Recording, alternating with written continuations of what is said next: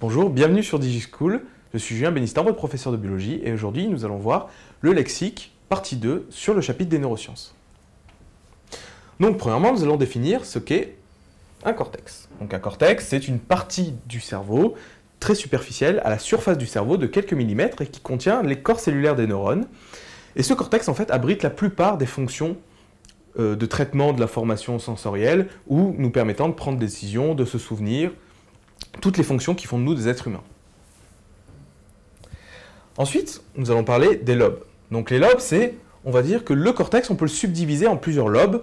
Donc il y a 4 lobes. Le lobe occipital qui va être plutôt responsable du traitement visuel, le lobe temporal qui va être plutôt responsable du traitement auditif et de l'association entre les modalités sensorielles, du lobe pariétal qui va avoir un rôle principalement associatif lui aussi, et enfin du lobe frontal qui va avoir un rôle dans la prise de décision, le raisonnement, la logique et, la réflexion mathématique par exemple.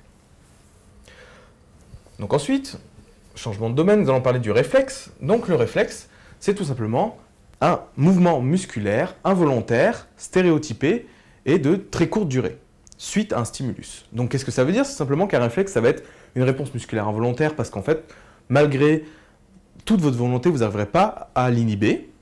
C'est stéréotypé parce qu'en fait, ça utilise un circuit extrêmement bien défini et très court, ce qui explique donc la troisième propriété qui est le fait que le réflexe soit rapide, parce que si on a un circuit nerveux court, obligatoirement, c'est extrêmement rapide. Et ensuite, dernière définition pour cette partie 2, nous avons le potentiel d'action. Donc le potentiel d'action, c'est une dépolarisation de la membrane axonale d'un neurone. Donc c'est-à-dire qu'en fait, il va y avoir une inversion de polarité au niveau de la membrane axonale.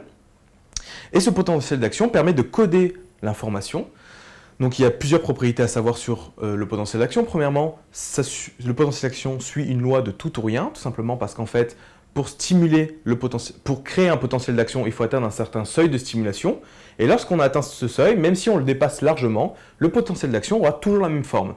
Donc il n'y a rien si on est en dessous du seuil, et il y a tout si on est au-dessus du seuil. Donc le potentiel d'action code l'information, les neurones codent l'information grâce au potentiel d'action en modifiant la fréquence d'émission de potentiel d'action sans modifier leur intensité, car cela est impossible. J'espère que ce lexique partie 2 vous a été utile. À bientôt sur DigiSchool.